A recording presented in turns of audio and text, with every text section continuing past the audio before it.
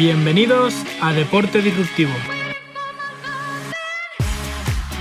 Buenas familia, bienvenidos a un episodio más de Deporte Disruptivo. Hoy estamos con la doctora Pitel, Vanessa Pitel.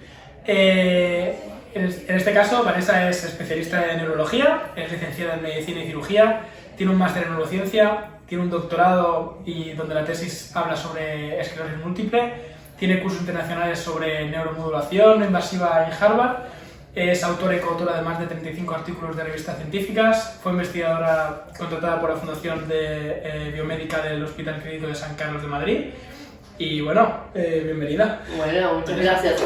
Estoy muy contenta de estar aquí, la verdad, compartir este momento contigo y con todos tus oyentes. Verán mi acento ahí sale por lo alto. Nada, soy argentina, aunque llevo más de 7 años aquí en España. Y nada, estoy muy contenta de poder compartir este rato contigo y hablar un poquito. Ahora llevo aquí en Barcelona 3 meses casi, desde julio. Y nada, como dijiste, estaba contratada como investigadora en el Clínico de Madrid y ahora estoy en la Fundación ACE, que es una fundación que hace Alzheimer, así que nada, muy contenta de estar aquí en Cataluña también hace 3 meses, como todo pasó. Qué bueno. Claro, porque al final Vanessa tiene un currículum, bueno, innegablemente bueno y con una larga trayectoria, pero al final, bueno, ¿qué hace Vanessa actualmente? Bueno, nada, yo soy neuróloga, como me presentó. Me dedico mucho, ahora trabajo en la Fundación ACE, que hacen Alzheimer, y me dedico por otro lado también doy formación y trabajo en la formación de técnicas de neuromodulación no invasiva.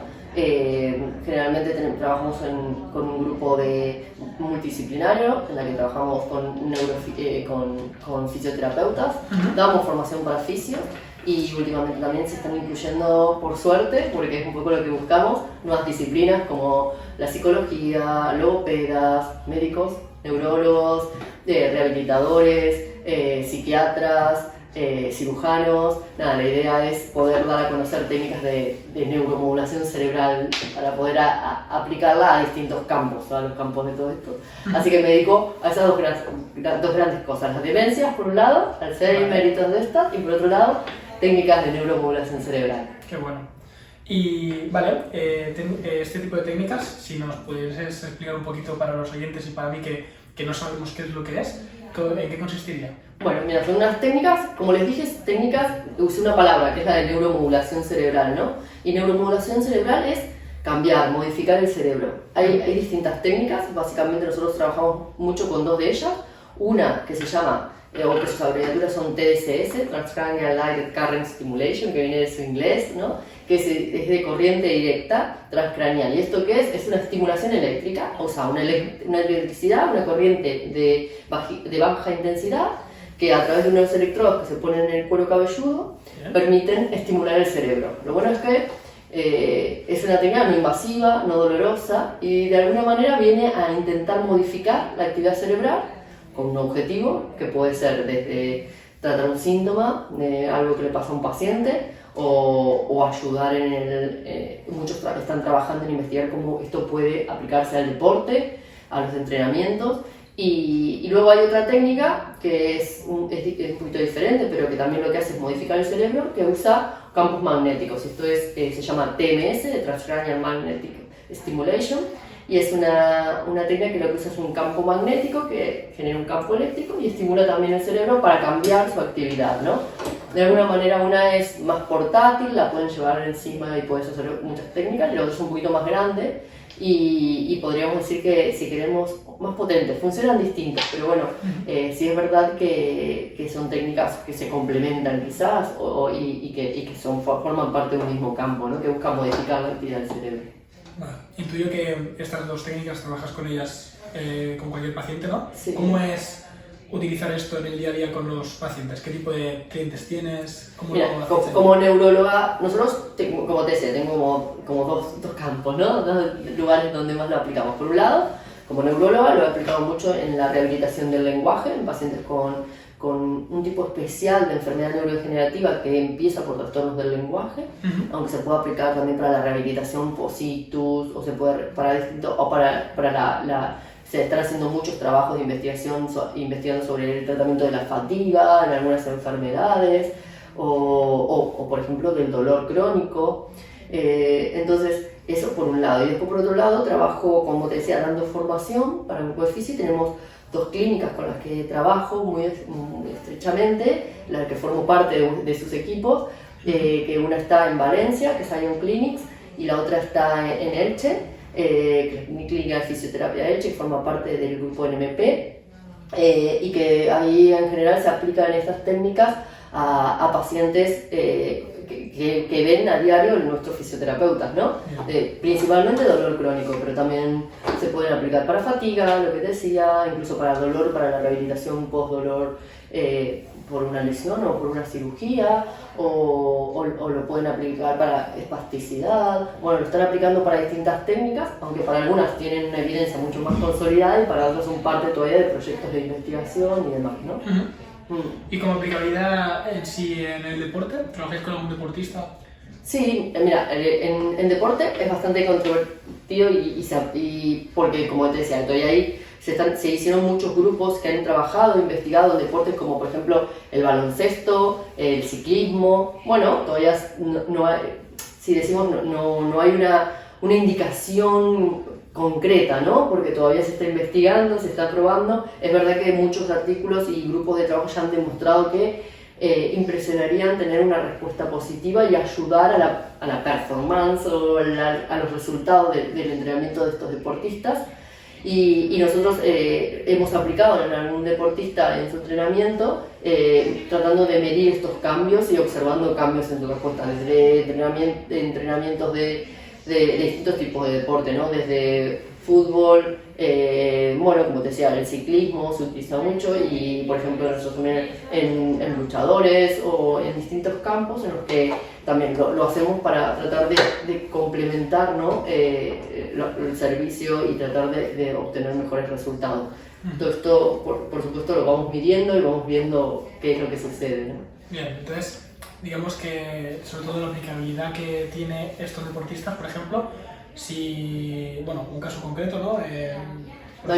Sí, por ejemplo, al cual podemos buscar cualquier caso, ¿no? Pero sí se ha aplicado mucho lo que te decía, por ejemplo, hay trabajos que lo aplican. ¿Y cuál es el objetivo de esta técnica, ¿no? En un deportista, pues lo que decía, un deportista, un luchador, o un deportista, un ciclista, o tal.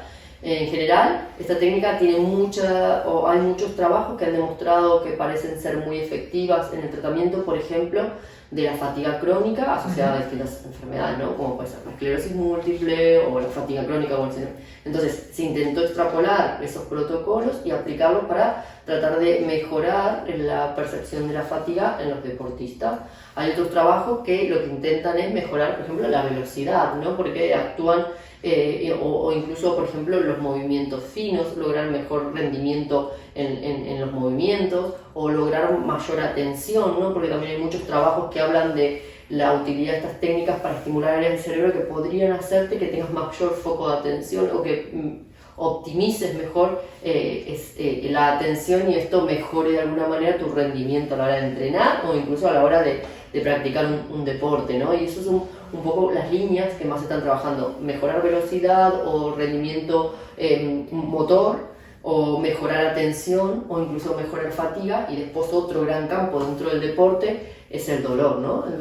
El dolor crónico o el dolor post una lesión o post una cirugía, ya si se vamos más allá, ¿no? Entonces, de alguna manera, con todo esto lo que se busca en los deportistas, de acuerdo al tipo de deporte, es ver cómo podemos mejorar eso, atención, o se puede mejorar rendimiento motor, o se puede mejorar fatiga, o se podría mejorar el dolor en el caso de requerirlo, ¿no? Y un poco lo que se va haciendo y se está investigando es en esas líneas.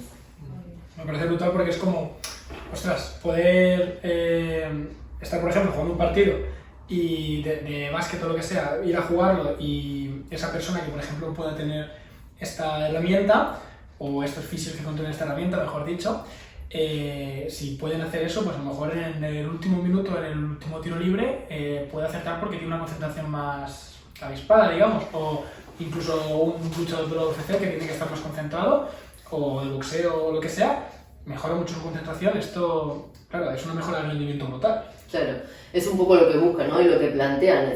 Claro, lo que decía, hoy es muy difícil porque no tenemos todavía forma de medir en forma concreta el cambio global, ¿no? Si hay formas de medir un cambio en la velocidad o un cambio... Claro, pero el cambio global es difícil. Y claro, cuando estimulamos el cerebro, antes creíamos que eran como cajitas y que cada cajita cumplía una función, ¿no? Hoy sabemos que el cerebro está todo interconectado. Y si está todo interconectado, cuando estimulamos un área cerebral, en definitiva estamos estimulando un montón de redes neuronales que se conectan con esa área, y por lo cual el cambio que podemos producir en una persona va a ser no solo en una acción, por más que busquemos actuar sobre una acción, vamos a actuar sobre muchas, podemos, incluso sobre el estado anímico, ¿no? Se han hecho incluso trabajos en el estrés y en los síntomas similares a una depresión que a veces se generan en entrenadores de elite, ¿no? En los entrenamientos de elite, ¿no? Porque al entrenar con una intensidad y una frecuencia tan alta, tienen a veces síntomas muy parecidos a una depresión, y entonces lo que buscan también con estas técnicas es hacer eso. Claro, a veces estimulamos un área con el objetivo de mejorar el rendimiento motor, pero también mejoramos, podemos mejorar la fatiga, podemos mejorar los síntomas depresivos, porque están todas conectadas. Es difícil medirlo, hoy no tenemos una forma de medirlo, hoy no podemos decir esta técnica va a mejorar o va a ser un superhombre, porque estaríamos mintiendo. Lo que podemos decir es, podemos cambiar la actividad del cerebro, podemos intentar optimizar, todavía nos falta un largo camino para saber cómo hacerlo de la mejor manera o de la manera más óptima, porque casi todos los trabajos hasta ahora se vienen haciendo mucho en enfermedades. Ya hay muchos grupos que están trabajando en el deporte, en personas sanas, y que van demostrando pequeños logros, ¿no? Que vamos sumando y que creo que vamos aprendiendo muchísimo. Estas técnicas, una de ellas, la que te decía, la electricidad, tiene muchísima evidencia científica, ¿no? Si poníamos en estas páginas que buscan artículos como PubMed o tal, vemos que tiene una media de publicación casi de 1.5, 1.8 artículos por día con electricidad. Y estimula, claro, son todos positivos esos resultados, todos funcionan, no, pero de los que no funcionan también se aprende, ¿no? Entonces digo, tenemos mucha evidencia y que creo que en los próximos años aprenderemos mucho de cómo usarlas. Para qué usarlas, para qué no, y cómo aplicarlas y sacarles el mejor partido, ¿no? Al final son técnicas también que aunque las estén validando la ciencia, no sirven para todo, y que también falta ver un poco qué evidencia hay detrás de eso. Pero bueno, al final está claro que algo de mejor rendimiento tienen, ¿no? Entonces, claro, ¿esto se podría considerar como doping tecnológico? Bueno, ahí hay una gran discusión, incluso hay algunos artículos que se publicaron, claro, con gente que está a favor y gente que está en contra, y que discuten, ¿no? ¿Es doping o no es doping esto? Por un lado, modifica la actividad cerebral. Dijimos que son técnicas de neuromodulación. Esto quiere decir que cambia la actividad del cerebro. Mi pregunta es, cuando vos diseñás o planteás un tipo de entrenamiento, ese entrenamiento modula también el cerebro, modifica la actividad del cerebro, de acuerdo a cómo lo plantees, de acuerdo a la frecuencia, de acuerdo al ritmo, a la intensidad, ¿no? Y eso, entonces, los equipos, por ejemplo, de fútbol, que tienen un entrenador, bueno, mejor o más formado o con otras características, y otro equipo que tiene un entrenador menos formado, entonces ahí hay doping entre el que lo tiene o no. Bueno, ahí aparece un poco la discusión, ¿no?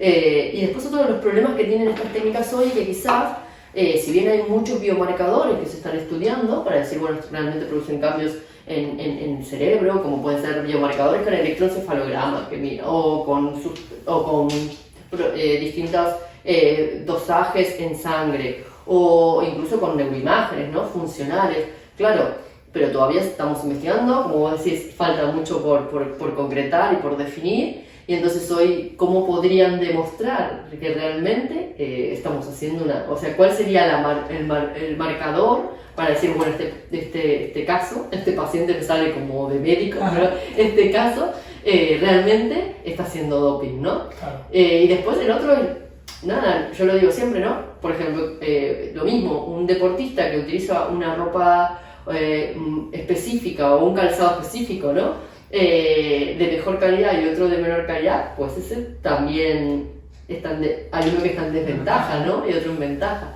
Claro, al final, en este caso, lo que pasó con las bombas estas fueron que Nike las sacó para Kipchoge, y cuando la Organización de atletismo, no me acuerdo cuál era el nombre de la organización, pero la que se encarga de regular estas cosas, lo que hizo fue vetar eso si no lo tenían todos los atletas. Que hizo Nike, lo puso a la venta y entonces dejaron que fuera maligno hacer ese test. ¿Qué ocurre? Claro, esta herramienta la tiene todo el mundo también. Bueno, yo digo siempre que no es por tener el acceso a la tecnología, ¿no? Que tendrán distintos costos de acuerdo a cuál o tal, pero sí creo, que es algo que sí me gusta decirlo, es que sí creo que al menos todos los que estemos involucrados en el mundo del deporte deberíamos conocerlos y poder ser críticos, de decir, a mí me convencen los artículos que leo, a mí no me convencen, o este artículo sí, este artículo no, o todavía me falta evidencia para esto, o todavía no, pero tienen un ritmo de publicación tan alto, se está publicando muchísimos artículos. Hoy tiene más, la TSS tiene publicado más de 6.600 artículos en PubMed, que es un buscador de artículos.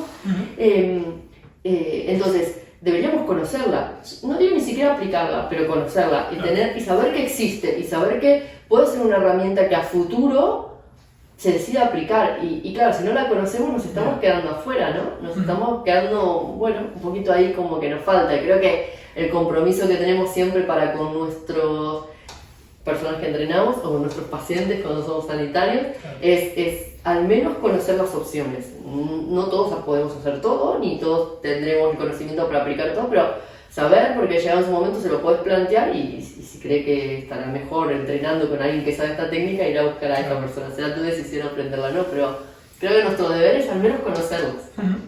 Claro, al final, bueno, ahora que llega el momento de conocer, me gustaría que si puedes, que nos explicaras un poco de forma simple cómo es la técnica, quiero decir, cómo es el aparato que hace exactamente y cómo es el proceso. Bueno, es un poco, la situación es un poco ridícula, debo decirte. Llevan un gorro como estos de natación, de distintos colores.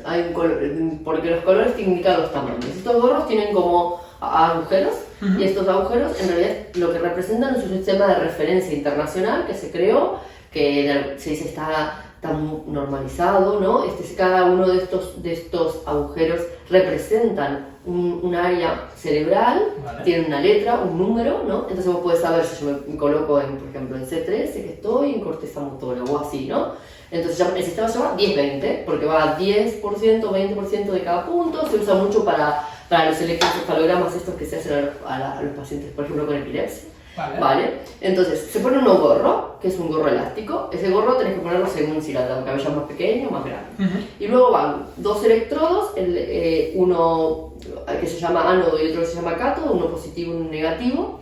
Y va conectado con un cablecito a una máquina que suele ser más o menos del tamaño, no sé, de un cuaderno, A3, un poquito más, A4, un poquito más grande. Esta máquina lo que produce es la corriente galvánica, ¿no? Y la corriente circula entre estos dos electrodos, que generalmente se pueden poner los dos en la cabeza, o se puede poner uno en la cabeza, en un hombro o en la cervical, porque la corriente circula entre estos dos, y lo que se dice es que esa corriente puede modificar la actividad del cerebro de dos maneras. Una es directamente, por la corriente que atraviesa, y por otro lado, también puede modificar la actividad del cerebro a distancia, porque se modifica un área cerebral que está conectada con otra, de alguna manera todas esas se van modificando. Y siempre decimos que un poco, hay un concepto que usamos que quizás, no digo que sea erróneo, pero que sí a veces da confusión. Siempre decimos que son técnicas de estimulación cerebral. Y no siempre estimulamos el cerebro, lo que hacemos es modificarlo. A veces lo estimulamos y a veces podemos inhibirlo. Si nuestro objetivo, por ejemplo, es que ese cerebro esté menos excitable, en una epilepsia, por ejemplo, ¿no? Claro. Entonces, podemos buscar estimular un área cerebral o inhibirla. Entonces, ¿de qué depende? De cómo pongamos estos electrodos en la cabeza, de un poco todo el protocolo que seguimos, ¿no? De electricidad. Y esto lo que hace es una corriente de muy bajita intensidad que actúa a nivel de alguna manera de los potenciales que tienen la neurona y la membrana y demás, y va modificando esto y hace que se modifique la actividad de este cerebro.